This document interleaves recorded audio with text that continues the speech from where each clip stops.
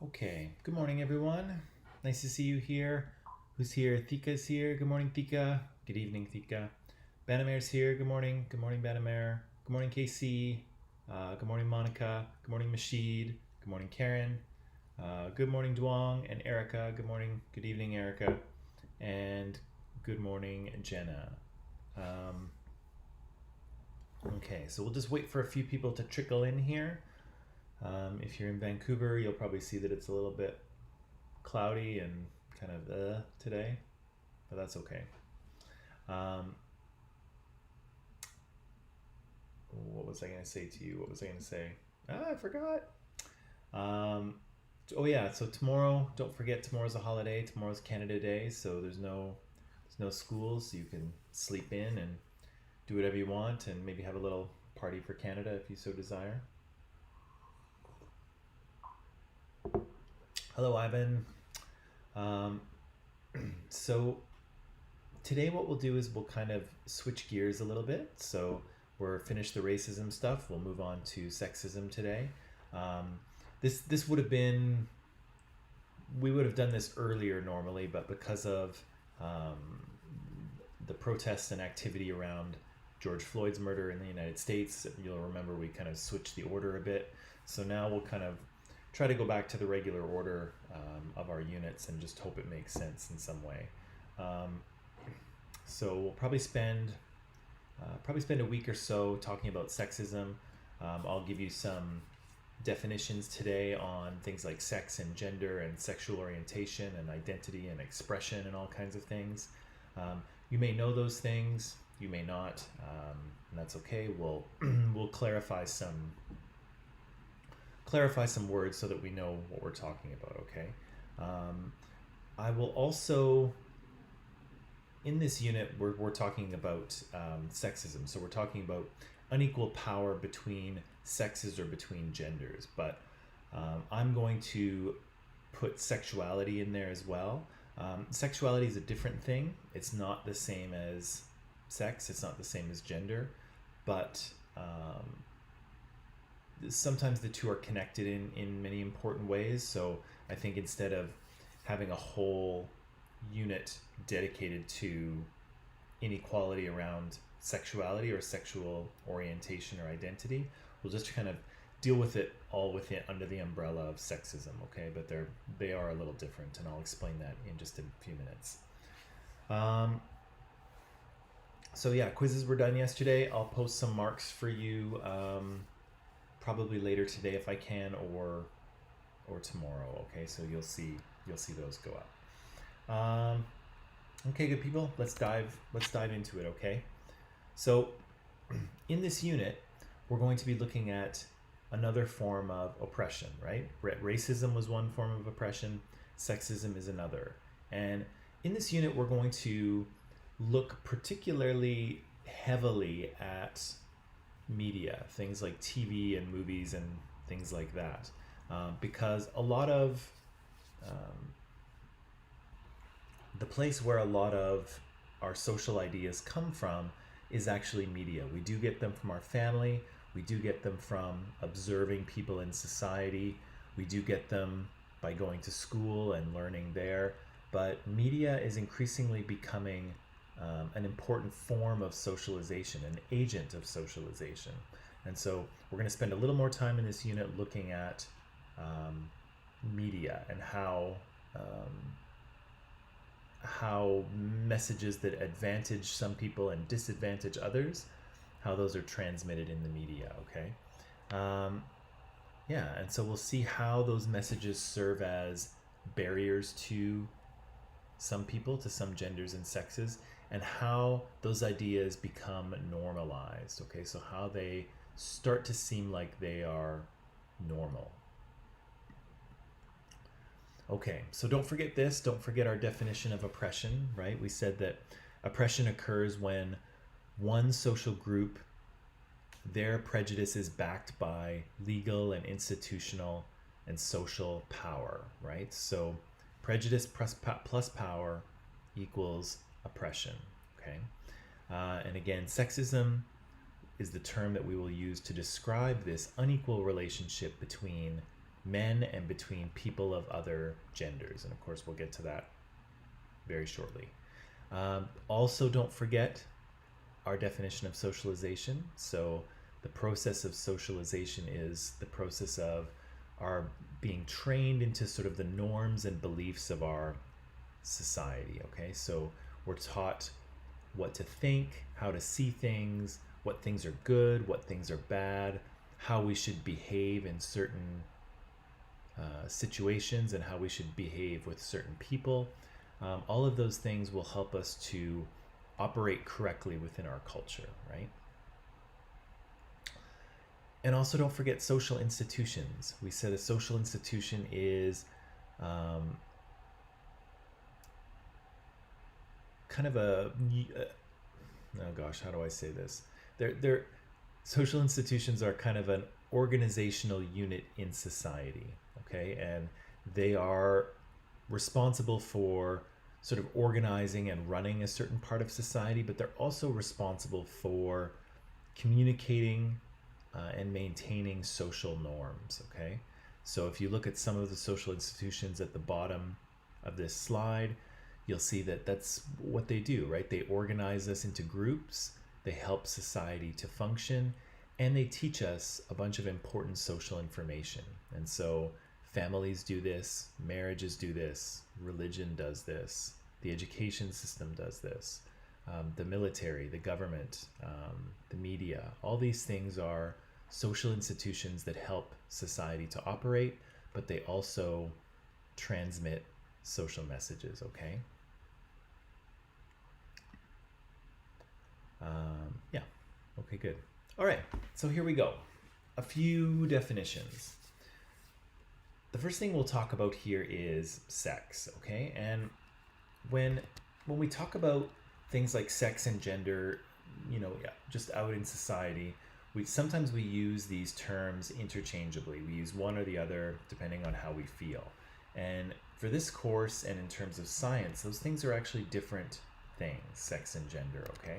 So what we're going to say is this. We'll say that an individual's sex, not the thing you do, but the thing you are, an individual's sex is related to their biological anatomy and their genetic expression, okay? So, in other words, for the most part, humans that have two X chromosomes are female, right? And humans with an X and a Y chromosome are genetically male. And based on those, human bodies develop usually in one way or the other, right? And so usually people with an XY chromosome will develop a male body with all of the male body parts that we are familiar with, and a female with two X chromosomes will develop a female body with all of the female body parts that we are familiar with. Now, it's interesting to note that there is a lot more variation there than you might think, okay? And so biologically, it looks as if there are just females and just males, right? Two X chromosomes, an X and a Y chromosome, different bodies. We clearly recognize these different bodies as female and male, and that's it. As it turns out, there's a lot of actual variation in the middle. There are people with an X, and a Y chromosome. There are people who are born with genitalia that is kind of part way between male and female, and those instances are actually, I don't have the statistics on them, but those instances are actually quite a bit more common than you might think. And so biologically speaking, there are generally males and females, but there are people who fall somewhere in the middle, okay? So even in terms of our definition of sex, either biological male or biological female, not everyone fits perfectly into those categories. There are people that are, again, somewhere in the middle. The other thing we should mention in connection with that is, shoot, now I lost my train of thought again. See, it's Tuesday today, but it's gonna feel like Monday. So, good morning, Baha. So, what I'll say, maybe it'll come back to me in a minute or two. Um, but when we refer to sex, when we say the sex of an individual, and when we say male or female, we're usually referring to their biological sex, okay? And a lot of the ways that often when you hear people in social justice and feminist terms talk about this, they'll talk about sex assigned at birth, okay? Because your biological sex is assigned to you at birth. And so if you imagine way back when you were being born and your mother's there, you come out of your mom, the doctor catches you, the doctor looks at the baby, looks at you and says, it's a boy or it's a girl, right? And so the doctor kind of makes a determination right there, and they assign you that sex based on how your physical body looks, right? And when you're a baby, it's what's between your legs. That's what determines whether you're a boy or a girl, okay? Again, that for some people, for some individuals, that will be a little bit problematic later on, but we'll get to that, okay? So, sex is a biological determination. Usually women have two X chromosomes. Usually men have an X and a Y chromosome. Usually men develop male bodies. Males develop male bodies. Usually females develop female bodies. However, there are people that are in between, okay? There are people that don't perfectly fit into this category. But again, when they are born, often the sex that's assigned to them is whichever one the doctor thinks they are closer to, okay? So the doctor decides whether they're male or female. We'll get to that later. Okay, now that's sex. Now gender is something different, okay? So, and it's often one that people assume is the same thing, okay? So we assume sex and gender are the same thing, but in fact they are not, okay? From an anthropological perspective, an individual's gender is related to the social role they perform as a person, okay? And so if you think about the role of men in society, in whichever society you come from, that's part of gender. That's a gender role, okay? So if you come from a country or if you come from a family where the father is kind of the head of the household, the father is in charge, the father is supposed to go to work and sort of provide for the family. If you come from a society like that, all of those things are part of the gender role of men, okay? That's what they're supposed to do. And you can almost think of it like a role in a play or in a movie if you were an actor. All of us in society have roles to play, and being a man or being a woman is just one of those roles, right? Hopefully right now you are all playing the role of student, right? And hopefully you're all listening carefully to what I'm saying and maybe making notes if you feel you want to. Hopefully I am performing the role of teacher this morning, and hopefully I am doing the things that a teacher does. I'm also performing the role of man this morning, right? So I'm acting in a way, I hope. I'm acting in a way that is manly, right? I'm speaking in a manly voice, I hope. I am dressed like a man, I think. And so I have a couple of roles in society, and I have a number of roles in society. Two of those roles I am communicating to you right now, and hopefully you're receiving them, right? But gender is just one of those roles, one of those ways in which we have to act, okay? So you could almost think of gender as a collection of social norms if you wanted to. So an individual's gender is related to the social role that they perform, but gender is also the personal identification of one's own gender based on an internal awareness, okay? So we're saying here that there's two parts to gender. One is the role that you perform in society, how you act and how you go about living your life. And the second part of gender is how you feel inside, okay? And so the question is, do you feel as if you are a man, or do you feel as if you are a woman? Or do you feel like neither of those things? Or do you feel like some sort of combination of those things? That's what gender identity is. Um, and so gender is kind of a couple of things, right? It's an internal awareness. It's part of your internal identity. It's a way that you act in society. Okay, those are two things that gender is. Sex, again, is different. Sex is biological, right? It has to do with your chromosomes and your genetics, and it has to do with your physical body. And more importantly, or maybe most importantly, the way that society sees that physical body. Okay, the way that they decide that physical body is male or female. Okay, so again, sex is genetic and biological. Gender is internal identification and the way we act and behave in society. Okay. Now, one thing that we'll get to a little bit later today is the idea that gender is a cultural construction. Okay, and we've talked about cultural constructions before. Cultural constructions are things that a society or a group of people imagines to be true, and everybody believes in it. And so if that happens, then it basically works as if it is true, okay? Even if it's entirely made up. And so we're going to say here that gender is a cultural construction, but maybe we'll get to that a little bit later, okay? So sex is a biological thing, gender is a cultural thing.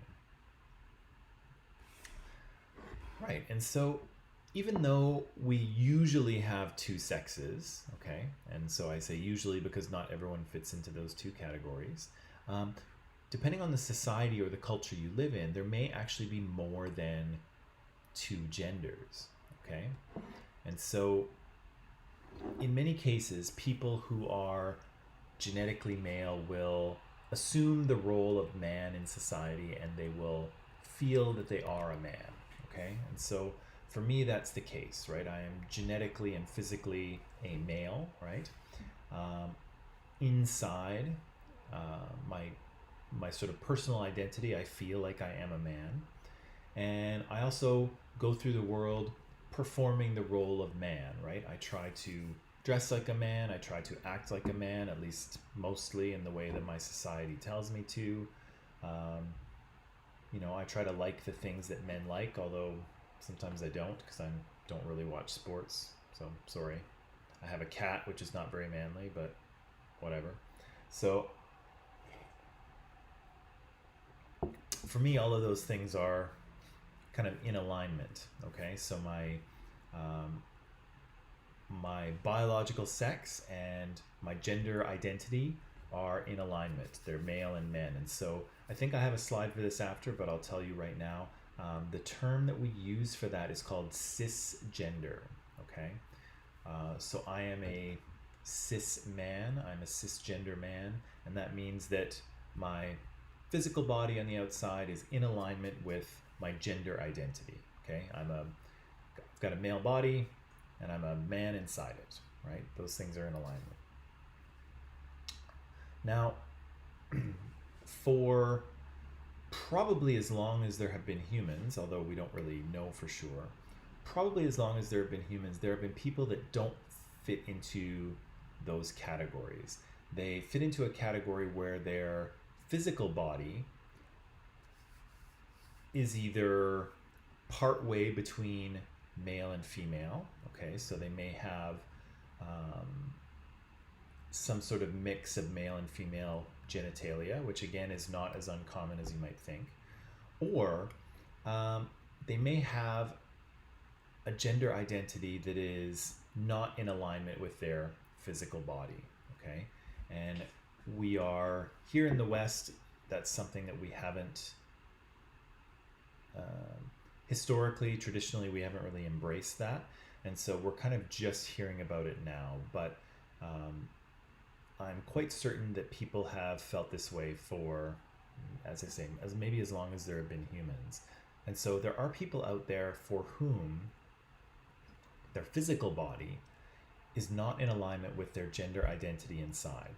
Okay, so their physical body might be one of a male, but inside they might actually feel as if they are a woman, right? There's a woman's brain, there's a woman's personality or identification or identity inside them. And similarly, there are people who have a female body, but inside they don't quite feel like that. They feel like they are a man. There's other people who don't feel like they fit into either of those gender categories. And so, regardless of what their physical body is, whether it's male or female, they don't feel that they strongly identify with either gender. And so we have terminology for this now. So you've probably heard the term transgender before.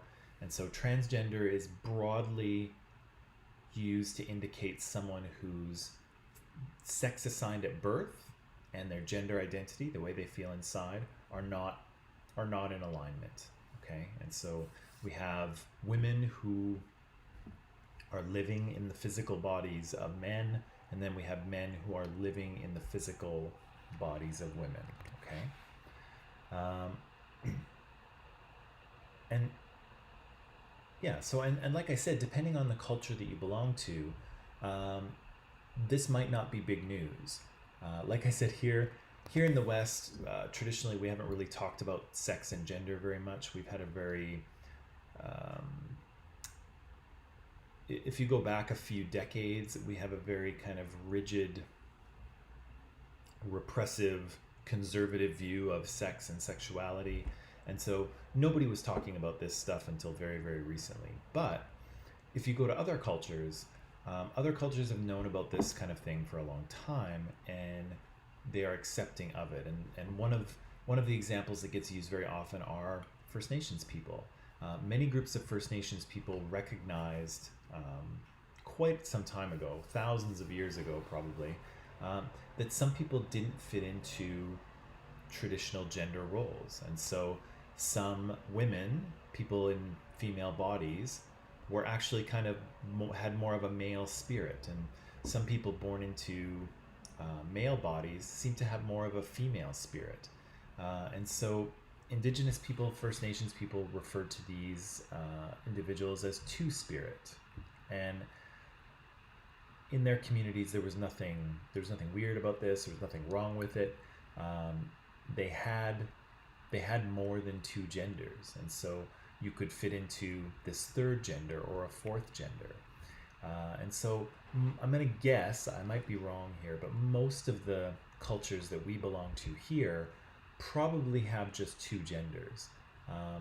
But there are other cultures around the world in the past and in the present that have made room for people with different experiences. Okay, and many Indigenous people are just one, where they have this two-spirit category that accounts for people who don't fit into the cisgender male or cisgender female category.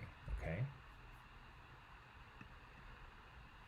right, so good, I do have a slide on this. So yeah, when we fit into these binary categories of male, female, man, woman, we use the term cisgender. And again, cis is Latin for the same, right? So people, if you are gender assignment, so if you are a boy or if you are a girl, and your gender identity is aligned with that, if it's the same, then you would refer to yourself as cisgender. Okay. For those people who are transgender, like I mentioned before, they have a gender identity that is different from the sex that's assigned at birth. Okay. And again, finally, there are some people who don't want to be included in really any of these gender categories. And so they either don't feel strongly that they are men or women specifically, or they just don't like the idea of gender altogether. It doesn't work for them. It doesn't make sense to them. And so there's a few different terms that we use. Sometimes we use gender non-binary for people who feel this way. Sometimes we use the term gender queer or gender fluid. And again, these are people for whom the two gender categories of the two gender categories of man and woman don't work for them. Okay, they don't feel they fit strongly into one category or the other. Okay, so we have cisgender people, which is most people. We have transgender people who are a smaller minority, and then there are people who are gender fluid, gender queer, or gender non-binary. I don't have any numbers on how prevalent people are. I said that most people are cisgender, but because coming out of the closet, if you will, because telling the world that you are a transgender person or that you are a gender non-binary person is certainly not safe in all parts of the world. And even in parts of the world where it is safe to do so, it's still very difficult. People may experience rejection, ridicule, violence.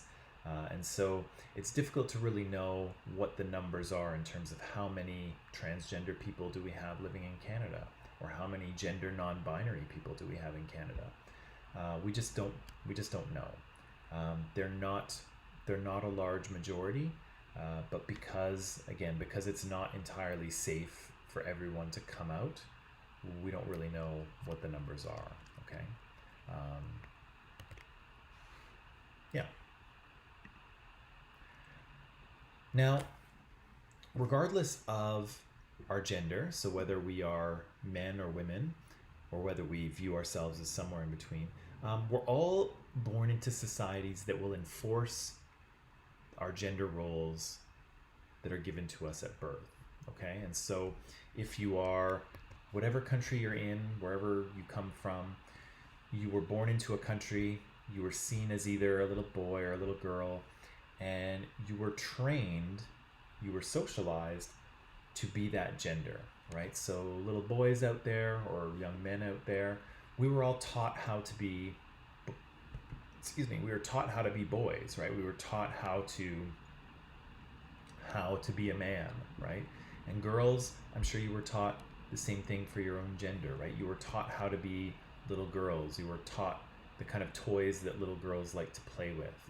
You were taught correct behavior for boys and how what it meant to be a woman eventually, right? You were given all of those lessons depending on the gender you belong to. And of course, we all were, right? We all were taught how to be the gender that we are, right? We were all socialized that way. And what I want to try to demonstrate to you here today is that even though, or because we are taught these rules from a very, very early age, we often internalize them to the degree that we think that they are natural, right? That the gender roles that we have and the way that men and the way that women act, that those things are biological. But in reality, many of them are culturally constructed, okay? So little boys and little girls begin being socialized almost immediately, right? I don't know what happens in your home countries. I'm sure that it's different. But traditionally here in the West, a woman goes into a hospital, she has a baby, she comes home, and what do we do? Well, we often start buying clothing and toys that are gender appropriate. Okay, and so boys often get dressed in blue, girls often get dressed in pink. Sometimes girls get little ribbons or bows put in their hair, even though they've just got little wisps of hair because they're just a little baby. We might start getting them different kinds of toys, certain toys for boys and certain toys for girls, and we do that almost immediately, right? Before this child even knows, how to speak or think or anything, right? They're just a little baby in diapers, and we're already starting to socialize them into some ideas of what it is to be a little boy and what it is to be a little girl, right? We start doing that almost immediately. And so because we start doing that so early, and because we internalize those rules, often we think those rules are just the way men are, or just the way women are, right? We think that the way we behave in society is because of our biology, but in many cases, it's not. It's because of how we have been taught. It's how we've been instructed to be. Okay. I'm going to take a pause here. Are we good so far with this? Do you have any questions or things you're confused about? What do you think?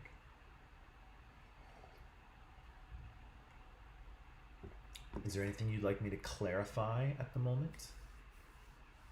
To make clearer?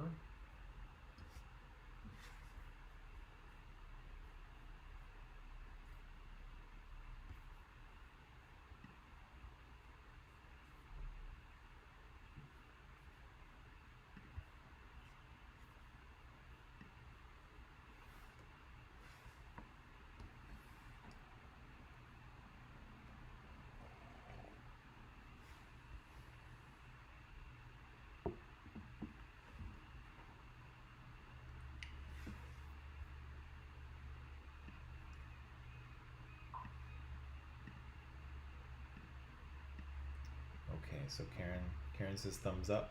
All right. Casey says nope. Okay.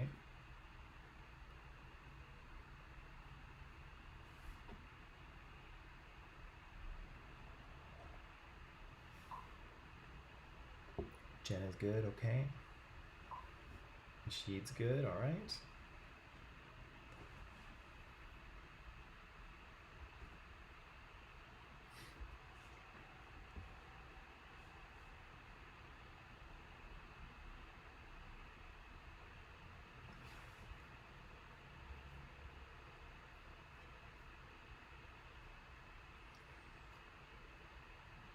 Okay. I guess I'll take that as okay, unless some questions come up in a minute. Okay, so I'm going to keep going here. If you have questions, just throw them into the live chat, and I will answer them. Okay. Let's see here. Right. So that brings us to sexual identity and sexual orientation. Okay. So for these two, again, this is a little bit different than gender, right? Now we're talking about sexual orientation, which is another. It's another social identity, okay? But again, they are connected in complex ways, so we'll deal with them. We'll deal with them here, okay? So when we talk about sexual orientation, we're talking about who individuals desire as a sexual partner, okay? So this is kind of how your brain is wired, who you find attractive, and so for some people, they find people of their own gender sexually attractive. Some people find members of the opposite gender attractive. Some people, gender doesn't matter as much. Benamer's good, okay. So this is your sexual orientation. So who you are interested in as a sexual partner in terms of gender. Now, sexual identity is different. Okay, so sexual identity is the identity that you take on based on your sexual orientation. I shouldn't say preference there. I'm going to change that. Based on your sexual orientation. So sexual identities are how we present ourselves to society. Okay, how we go about our business. And so many of the cultures that we come from, and I know I'm going to be a little bit, I'm going to generalize here, but many of the cultures that we come from are definitely accepting of heterosexuality, okay, or being straight, as they say. So presenting yourself as a heterosexual to society that's an available sexual identity for people. And so again, depending on the culture you belong to, because there are different rules around displays of affection in public. But if you're walking down the street with your girlfriend or your wife, and you're a man, if you're walking down the street, you can hold their hand romantically, You can, give them a little kiss on the cheek, or you can hug them. You can express yourself as a heterosexual person, right? And so in doing so, you are showing society your sexual identity, that you are a heterosexual person because here is your opposite gender partner, right? Whether they're male or female. Now, if you happen to be homosexual, if you're gay, for instance, if you are a man who is sexually attracted to other men, then that makes you gay. That's your sexual orientation. But this is where it gets tricky. Your sexual identity might be different, okay? And because your sexual identity depends on what you are allowed to be by society, okay?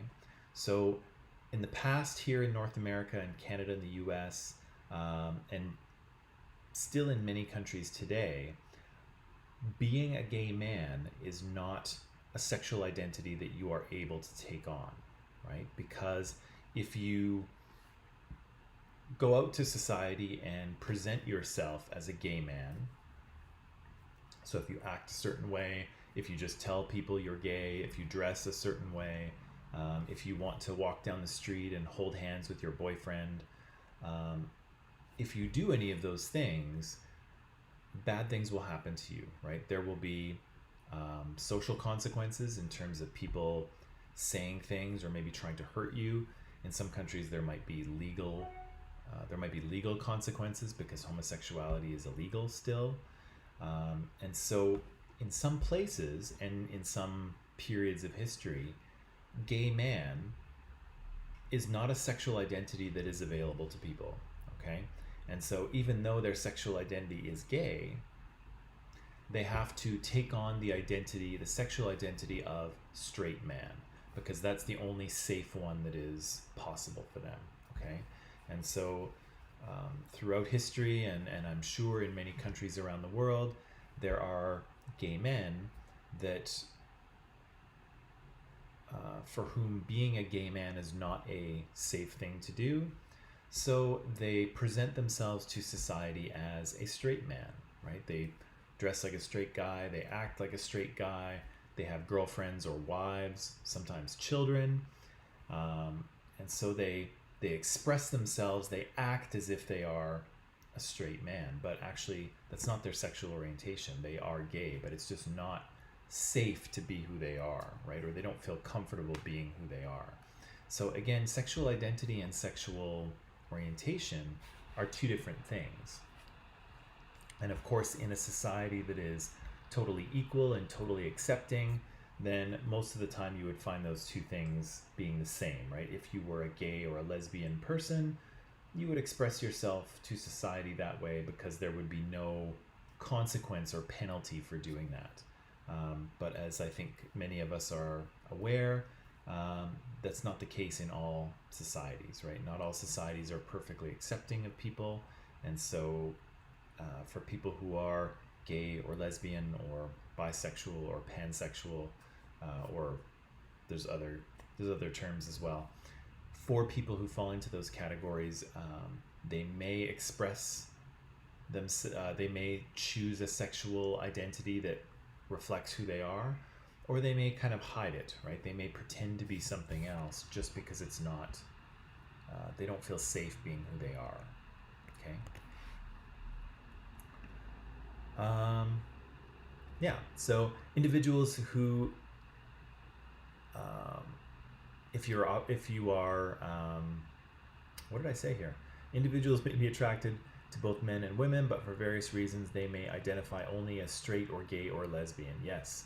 So like I just said, the expression of your sexual orientation is culturally determined. Okay, so the sexual identity that you choose depends on what is safe for you in that society, what is allowable.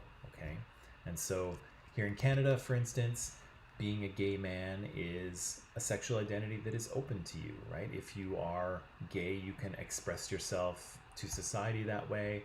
You can walk down the street and hold hands with your boyfriend. And for the most part, nobody does anything. Most people are pretty okay with it. But again, that wasn't always the case in Canada.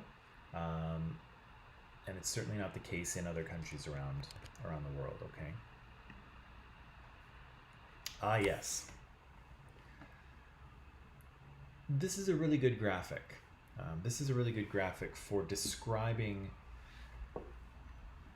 the ways in which people can be according to their gender, according to their biological sex, and according to kind of how they behave with other people. Okay, so you'll see here that we've already talked about biological sex, right? That according to your genetics, according to your chromosomes, and according to your physical body, the physical body that you live in, you can be male or female. But of course, there's some people that don't totally fit into either one of those categories. And so you can see here they've got they've got kind of an arrow, right? So it's a continuum, right? There's a certain degree of maleness or femaleness, right? Again, many of us fit into one category, male, or the other category, female. Most of us fit in there fairly well. But again, it's important to remember that not everyone does, okay? We've talked a little bit about gender identity, right? So how do you feel inside? Do you feel like a man, or do you feel like a woman, or do you feel like I feel like I'm more of a mix, right? And this is a difficult one, because again, regardless of how we feel on the inside, we are going to be trained by our culture based on how we are on the outside. Okay, so I'm a male. I was born a male. That's my sex assigned at birth. My physical body is male. And so from a very young age, I was taught how to be a boy and how to be a man. Nobody asked me what my gender identity was. They just assumed, based on how I looked, that I was a boy and they should teach me to be one. Okay. Now, as it turns out, my gender identity is that of a man, so it all worked out in the end. But you can imagine the conflict between if you felt one way. So imagine if I felt like I was a girl when I was a child. If I felt like I was a girl, but my culture and my parents were teaching me and training me to be a boy, and how sort of confusing and weird that would be. And we'll get to that a little bit later. So again, gender identity. We have degrees of maleness and femaleness, right? And some of us feel, some of us feel very firmly that we are one gender or the other, that we're men or that we're women. But again, there's a lot of people that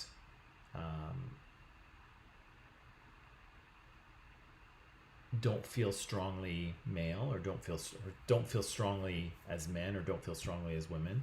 And there are people who have one gender identity or the other that is not in alignment with their physical body, right? These are transgender people.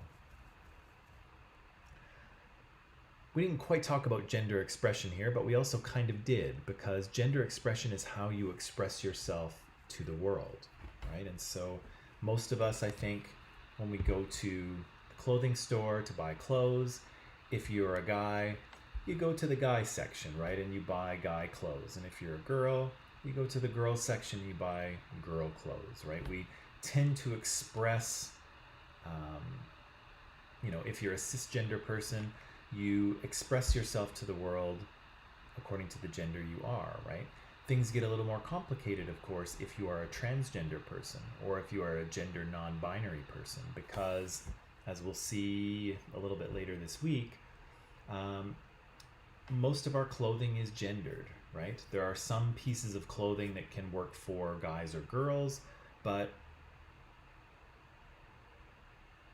clothing is made for either guys or girls, men or women, right? And so I don't know where I was going with that.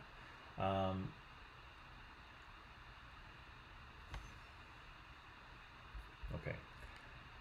Gender identity is how you express yourself to the world, okay? And again, that can be different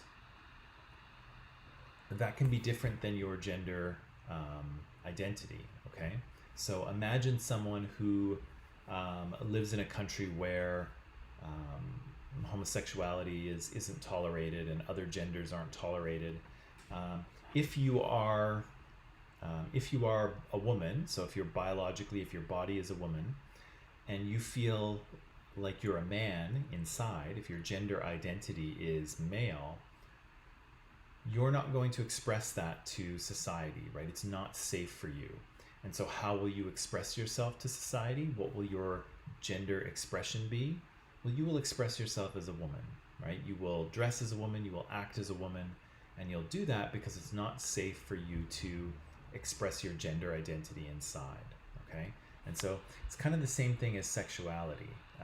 You can be a certain way on the inside, you can feel a certain way on the inside, but if society doesn't accept that, you may have to do something different, okay? And so people's gender expression is partly tied to their gender identity, right? But it's also tied to their biological sex because society is going to expect them to behave certain ways. And so, again, if your biological sex is male, society is going to expect your gender expression to be masculine as well, right? And your gender identity, if it's manly, then, you know, fantastic. It's going to be easier for you. If it's not, if you feel your gender identity is more of a woman, then things might be difficult for you, right? You may have some confusing and difficult things to work out.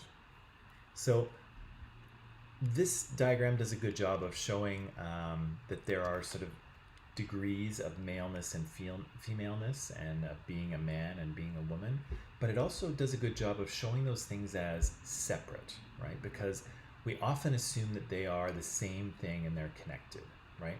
We assume that if I'm born into a male body, I must be a man, right? My gender identity must be that of a man. And usually that's the case, but not always, okay? So this diagram does a good job of separating all of those things out, because again, we can't assume just because we see someone's physical body, it doesn't really tell us anything about them in here and in here, okay? And that works with racism, right?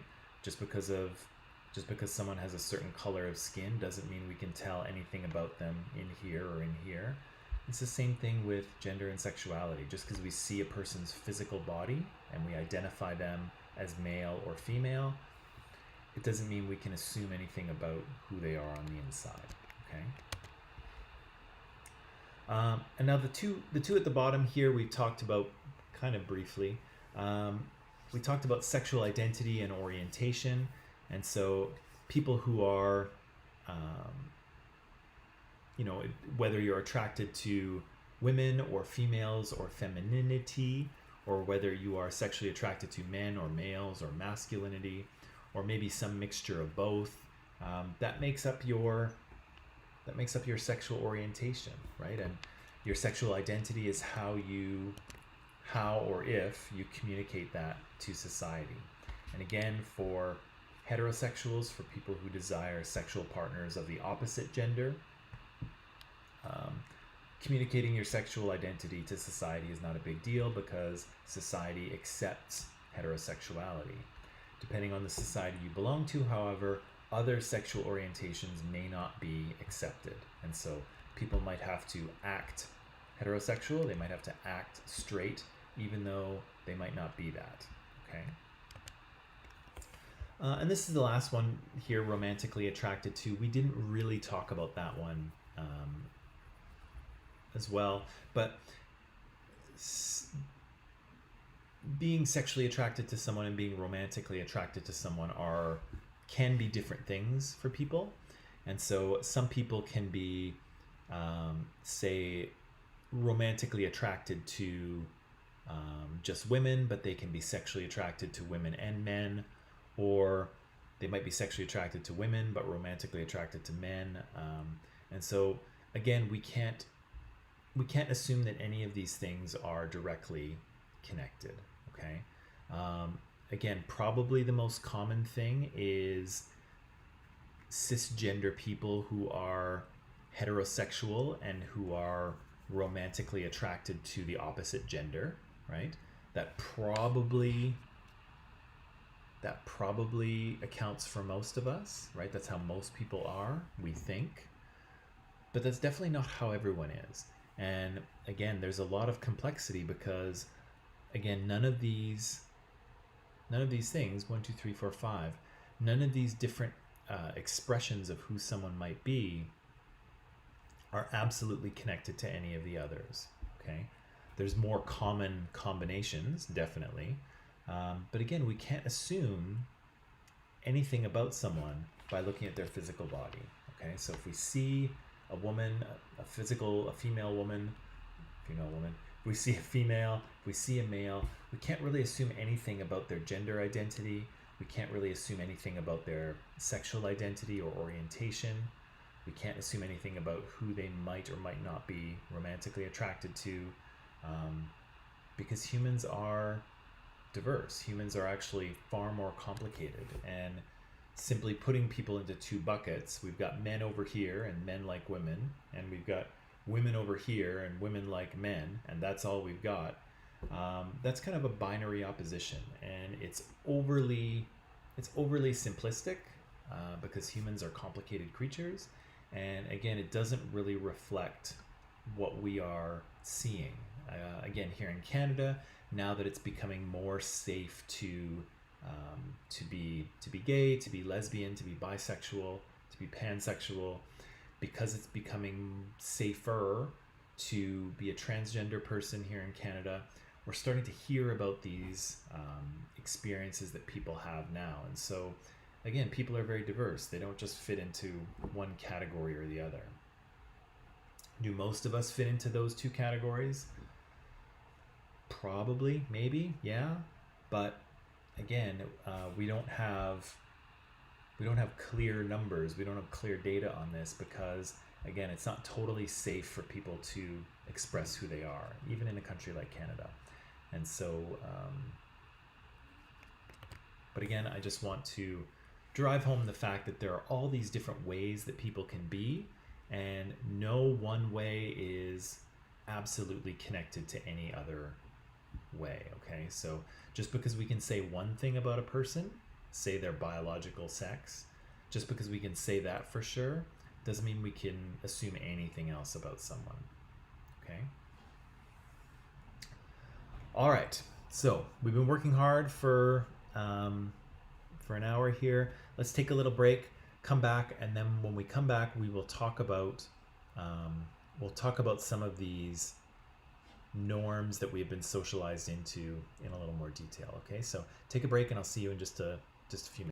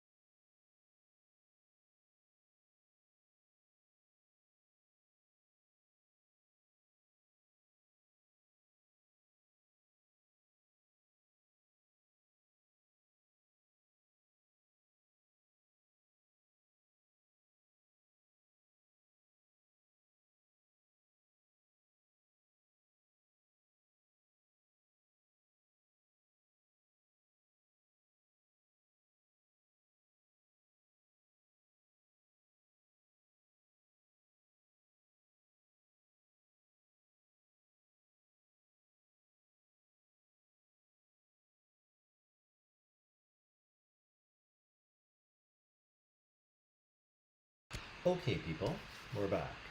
So, as you no doubt remember from when we left off, we were talking about different ways that people can be, right, in terms of their gender or in terms of their sexuality.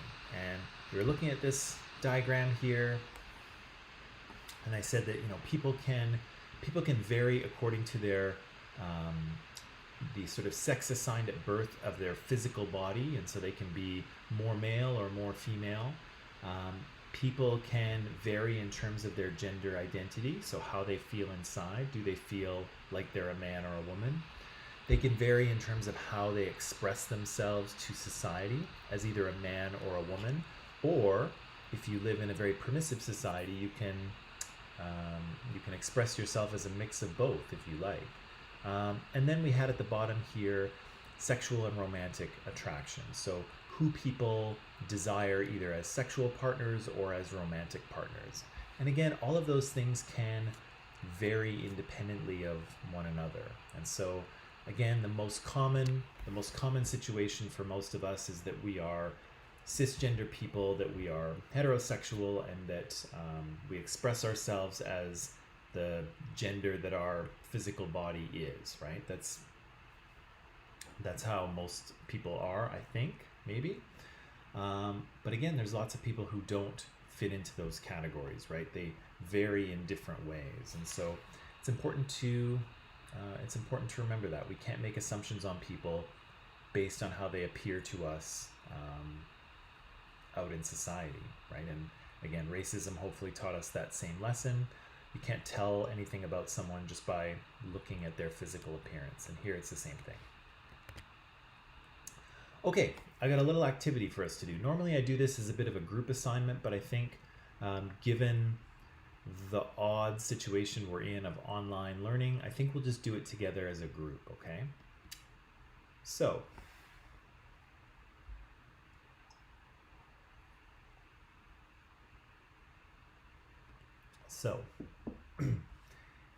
here's what I would like you to imagine, okay? Here's what I would like you to imagine. An alien has arrived from another planet. Okay, so here's our alien. Our alien has come to us from a planet where there is no gender. Okay, so on this alien's planet, there's no such thing as males or females or men or women or anything like that. Okay, all the aliens are gender neutral, and they multiply by splitting into two. Okay, so there's no sex. The alien just kind of divides into two new aliens, and that's how they reproduce. Okay, and they can all do this. So there's no boy aliens, there's no girl aliens. This alien has no idea what gender is. Okay, but the alien has come here to study and learn about humans. And so in order to do that, the alien can shapeshift. It can change into the appearance of a human. Okay, so the alien's not going to look like this. It's going to either look like a male or a female, a man or a woman. Okay, it can change its appearance. But once it does that, once it changes its appearance, it has to know how to behave. It has to know how to act, right? Because as we've talked about already, boys and girls, men and women are socialized differently, right? We're taught to act different. And so if we're going to help this alien, which is our job, if we're going to help this alien to study humans, we need to teach it how to act like a boy or how to act like a girl, okay? Because it doesn't know. So there's a few steps that we'll go through here, but this will be the first step that I would like you to do, okay? We need to create a list of instructions for this alien, okay, on how to be a boy or how to be a girl. And so this is what I'm going to ask you. This is what I'm going to ask you to do, okay? I'm going to ask you to take 5 minutes, and if you're a guy, you can break this rule if you want to, but it might be easier for us. If you're a guy, I want you to come up with as many rules as you can for how to act like a guy. Okay? How do you go through society and convincingly act like a man? Okay, so what kind of clothes do you wear? What kind of how do you behave? How do you walk? How do you talk? How do you look at people? How do you interact with other people? All of those things. There are thousands of rules in terms of how to be a man in society. Okay, and so guys out there, that's going to be your job. Okay, you're going to think of as many rules as you can to help this alien to act like a man, right? Because if it looks like a man, the alien, if it looks like a man and it doesn't act properly, people are going to know something's up, right? So the alien needs to blend into society. So, guys, your job is going to be to come up with as many rules for being a man, for acting like a man as you possibly can, okay? And you're going to type them because we're going to put them into the live chat, okay? Ladies, your job is going to be similar, right? So if the alien changes into a woman and it has to walk around human society, it has to know how to act like a woman. If it doesn't act like a woman properly, people will know that something's weird, right? And then the alien won't be successful. So the alien has to blend in to society. So you have all been taught, girls, how to act like a woman in society, how to be a woman. And so I would like you to do that, okay? To come up with as many rules for how to behave, how to walk, talk, dress, speak, behave. All of those rules that this alien will need to know in order to be a woman in society, okay? So guys are going to do the guy rules, girls are going to do the girl rules, okay? So what I'm going to give you is about 5 or 6 minutes to do that. Again, don't forget to type them up because I want you to put them into the live chat here.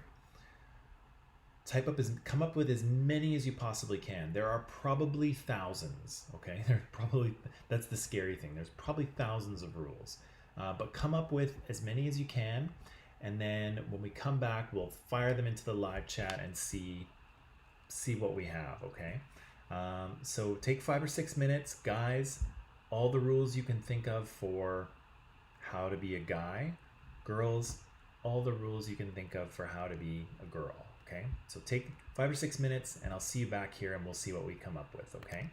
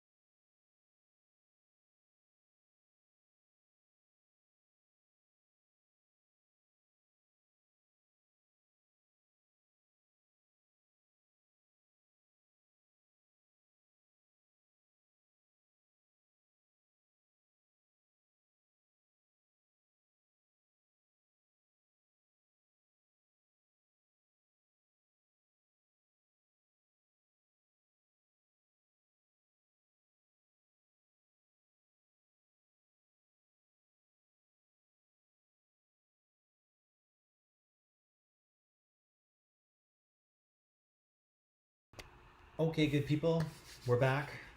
So I'm looking forward to this. This should be fun. We have guys and girls.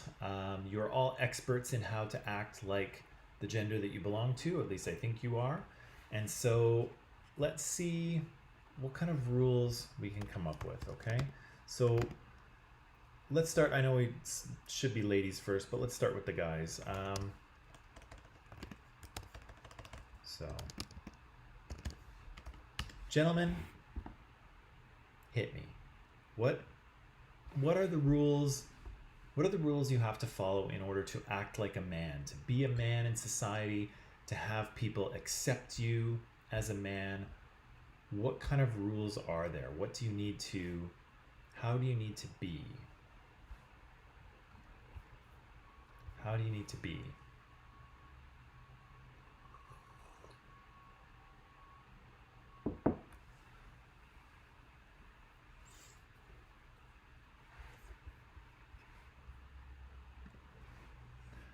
Rules to be a man. How do you act or talk or dress or walk or interact with people in order to be a man?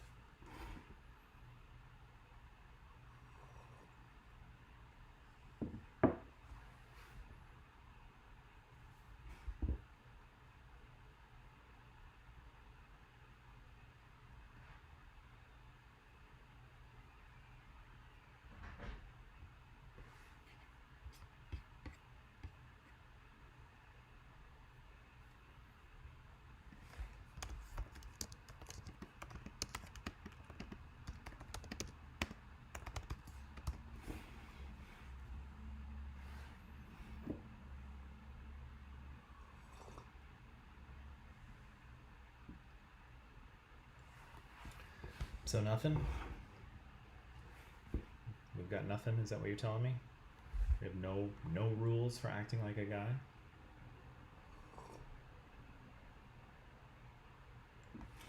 Okay, let's go to the girls. All right, ladies. Rules for acting like a girl. There are many rules in order for acting like a woman. I have no data on this, but I kind of suspect there are more rules for women than there are for men. Um, what did you say? What do you need to do in order to convincingly act like a woman? Okay, so Casey says, okay, so I'm going to break that first one into two, Casey. So wearing pink is often a girly thing to do, not always, but sometimes. And of course, wearing dresses as well, right? Women are expected to wear dresses. Certainly, men are expected not to usually. So there are certain types of clothing that is available to you, right? Yeah, wearing makeup, right? Men are not only are we expected, we're not expected to wear makeup, but we're expected not to, right? It's usually not allowed unless you're on TV, right? So, but women are expected to wear makeup.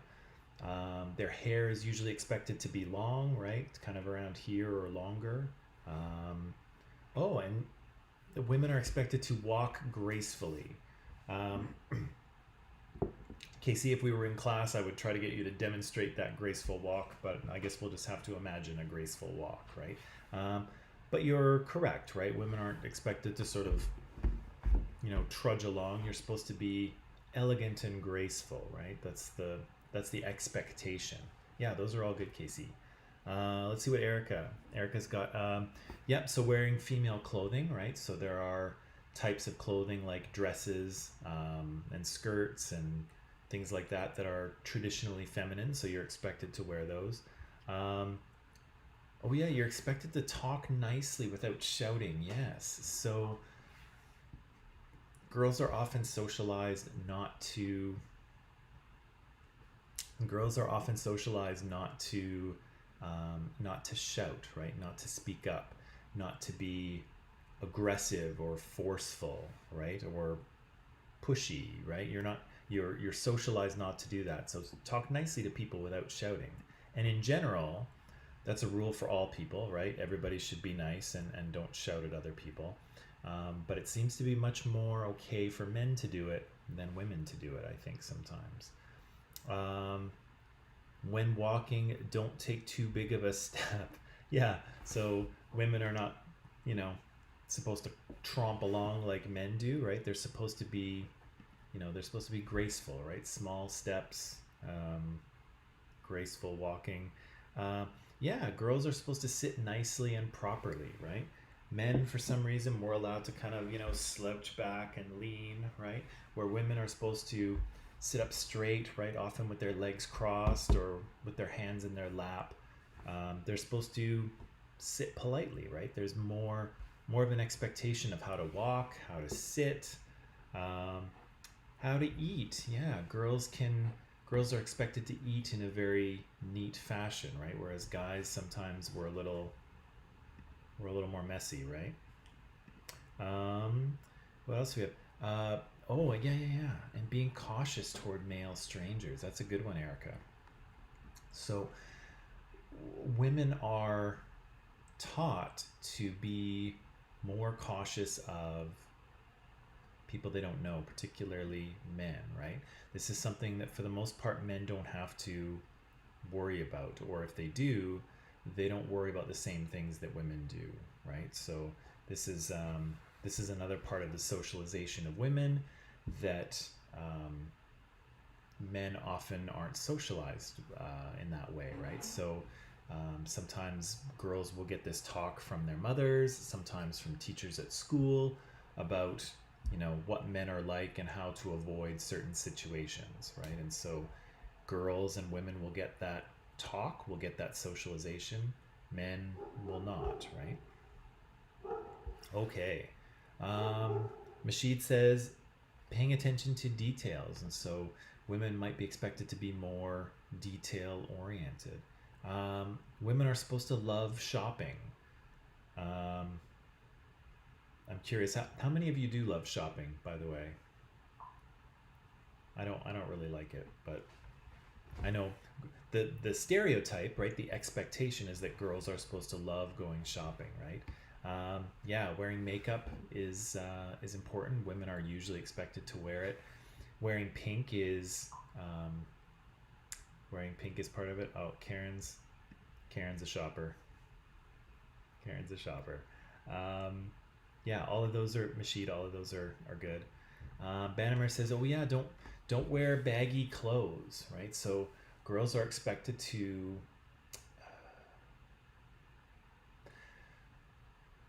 I guess they have a higher bar for fashion, right? They're expected to be more fashionable. They're expected to be better dressed than men, right? So men can get away with baggy clothes that don't really fit them very well, but girls are expected to wear clothes that fit them more properly, right? Makeup, yep. Don't, yeah, don't grow a mustache. Okay, on purpose or by accident. That's an important rule for girls. Um, yeah, long hair, right? Girls are expected to have long hair, even though short hair is very easy to deal with.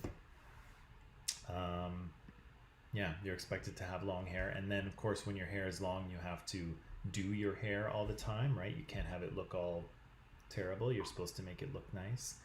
Um, Wearing makeup. Oh yeah, body weight. Body weight is an important one as well, right? So women are, I think we could say women's bodies are held to a higher standard than men's are, right? Men, for women, it's they are socialized to feel that their body weight is more important, right? Whereas men, not so much, right? That's very true. Oh, and painted nails, right? And guys don't, we don't paint our nails unless we're like really, badass rock stars and we paint them black. But most of us aren't like that. Karen says women are expected to be, yeah, you're expected to be gentle, right? Girls are expected to be nurturing, right? To be soft, fashionable. Yeah, there's women are expected to be more fashionable than men, and usually are. Table etiquette. Yeah, girls are expected to be more polite, right? At the table and at other in other social situations as well. I think you would say, right, Karen? Yeah, don't be loud, right? Girls are not supposed to shout. They're not supposed to, make a big ruckus, whereas men are um, expected to be loud, or even are rewarded for being loud, right? Um, yeah, women are expected to be patient, which is hard sometimes, right?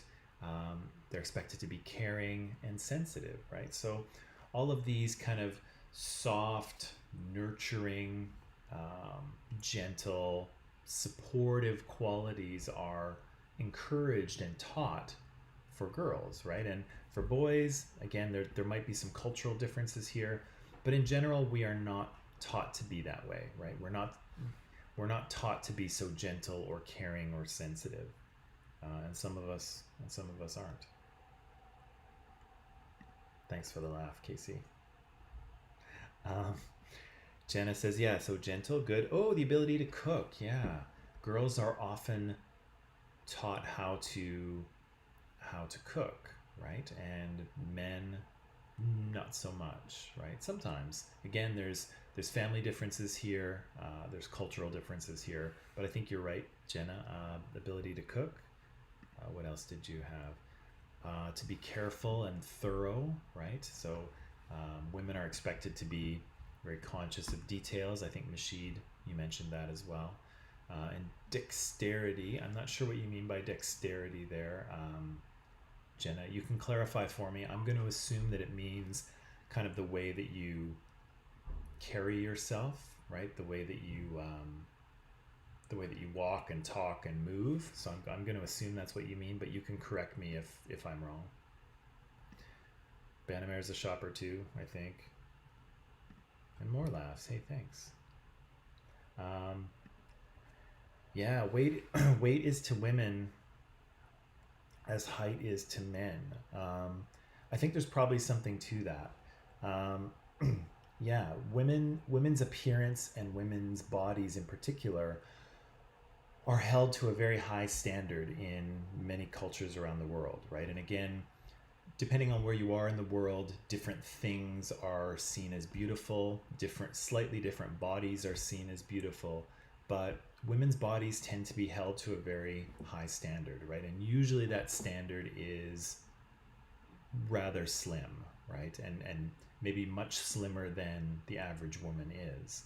I think you're maybe half right on that one, Karen. Definitely height is important. Um, but I think you could probably say that, for a woman, the most difficult thing to deal with is her body and her appearance, right? And not being seen as beautiful. I think that's the most maybe the most destructive or damaging thing for women, based on how we socialize them to be and how we socialize them to see themselves. I think for men, I think you're right about the height, but I think you can correct me if I'm wrong here too. But I think for men, the most destructive thing is to be seen as weak, to be seen as not strong. I think for men, that's the most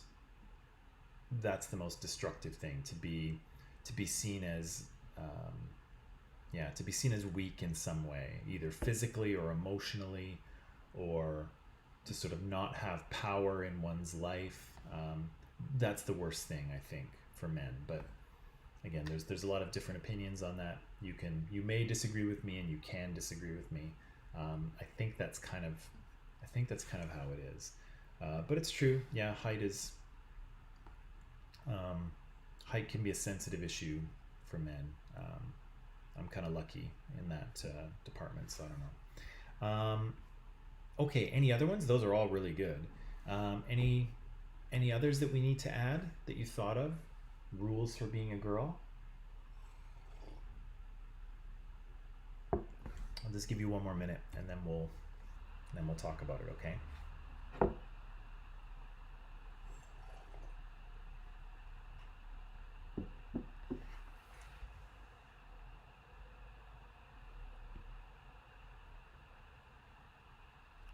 Okay. So those girls, those were all good. Guys, I don't know.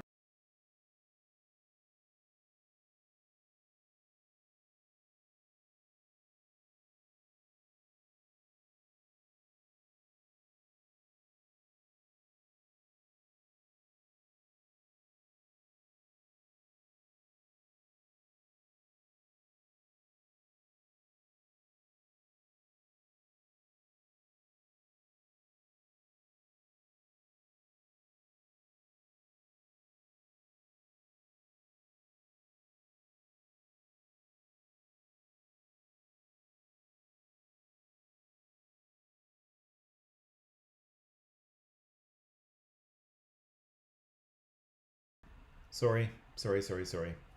Um, thank you, Erica. Um, what you see on the screen here is not what you said, but what you see on the screen is what another class said in the past. And I think what's kind of interesting is that a lot of the same things that you said also showed up among earlier classes.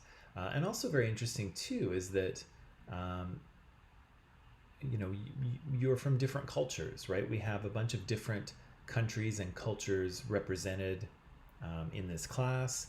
And of course, in what you see on the screen, that was created by a class that was very culturally and nationalistically diverse as well.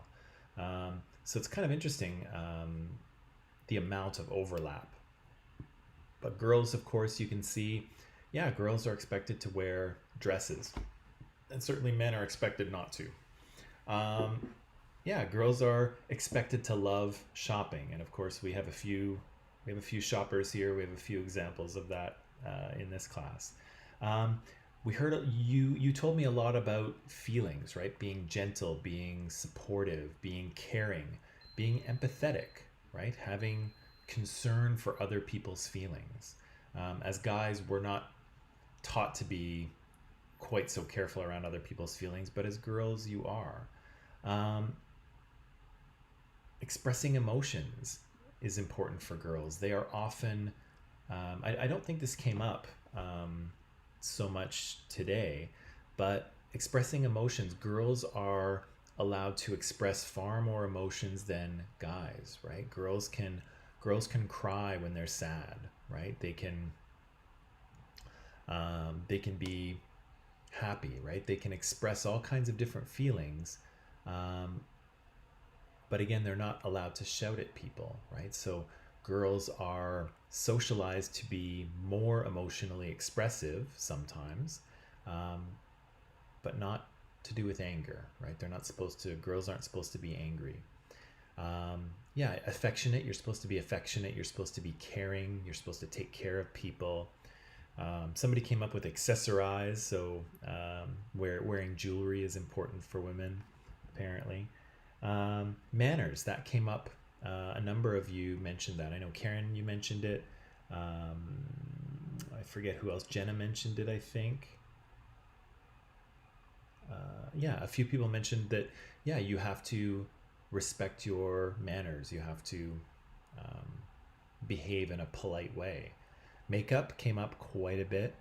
Um, voice didn't come up. I don't think anyone mentioned voice, but an earlier class mentioned that it's important to talk in a soft voice, right? You don't want to be too loud. I think Karen mentioned not don't be too loud, um, but often you don't want your voice to be harsh either, right? You want it to be soft. High heels, nobody mentioned that, but I guess that goes under the heading of fashionable, right? And so girls are expected to dress better than men, right? Whether that means being really fashionable, whether it means wearing, clothes that aren't baggy, wearing clothes that actually fit you properly, whether it means high heels, whether it means jewelry or makeup or whatever. Um, Girls have a higher standard in terms of how they are expected to dress than men do, right? An earlier class for guys, they came up with, don't wear dresses and don't wear makeup. Okay. Um, Physical affection for women and kids only. And so, again, this is a bit of a cultural difference, but men are generally men are expected to express their affection for other men only in certain ways, right? So here in the West, us guys don't hold hands with each other, right? Unless you're gay and that's your boyfriend or your husband. But us men don't hold hands, right? Of course, in other parts of the world, they do, and that's fine. But um, if guys hug another guy, right? It's usually a short hug. Sometimes there's a pat on the back. You'll notice, right? There's no rubbing or anything. You pat on the back really quick, 1, 2, 3, and then the hug is over, right? So many of us have very strict rules about physical touching, particularly sort of men touching other men. Some people mentioned being alpha, right? So I guess that can be understood as being kind of aggressive or confident or outgoing. There's confident right there, actually. Um, in that class, we talked about gender interactions, men versus women. I don't remember exactly what we talked about there. I think we had a bunch of rules that went under that heading, so I don't remember it. Low voice, right? So men are expected to talk kind of down here, right? We're not supposed to talk up here. That's not how men are supposed to talk, right? Women can talk up there. Men are expected to talk in a lower tone of voice, right? Yeah, again, or I remember we had fun with this one, walk like a man. We had some men demonstrating how to walk like a man. That was really interesting. Emotions, right? The way we express emotions. And so we said for women are not really allowed to be loud or angry or aggressive, but women are allowed to be softer, more vulnerable. They're allowed to be sad. They're allowed to cry, right? Whereas men are encouraged not to do those things, right? We're allowed to be angry, but we're not expected to show vulnerability, right? We're not expected to be weak.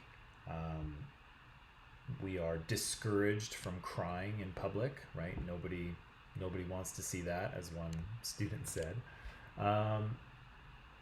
We had a whole thing on bathroom rules, which I won't go into. It was really funny in class, but we won't do it here. And again, men are expected to be in the role of provider, right? This is a cultural thing, but in many cases, men are expected to be the head of the household, the person who is in charge, the person who is, earning the money and providing for the family. All of those things are part of what it is to be a man, right? So, yeah, so we came up with just a very quick list here. Some of us did anyway. But of course, that's just the tip of the iceberg, right? There are many, many, many, many more rules of how to be a man and how to be a woman in the society that you belong to. However, since we are out of time here, we'll come back to this tomorrow. We'll talk a little bit more about some of the rules that we came up with. I'll ask you to if you type those out somewhere, don't delete them. Just save them for tomorrow, and we'll deal with them again, because we're only about halfway done this little exercise with the alien. Okay, so I'll end it there today. Tomorrow we will pick it up and we'll start talking about the alien thing again. Again, don't delete your responses. They're still good. We'll still use them tomorrow. Okay. So that's it for today. Girls, thank you for participating. Guys, I don't know what happened to you. Come on. But anyway, I'll see you tomorrow.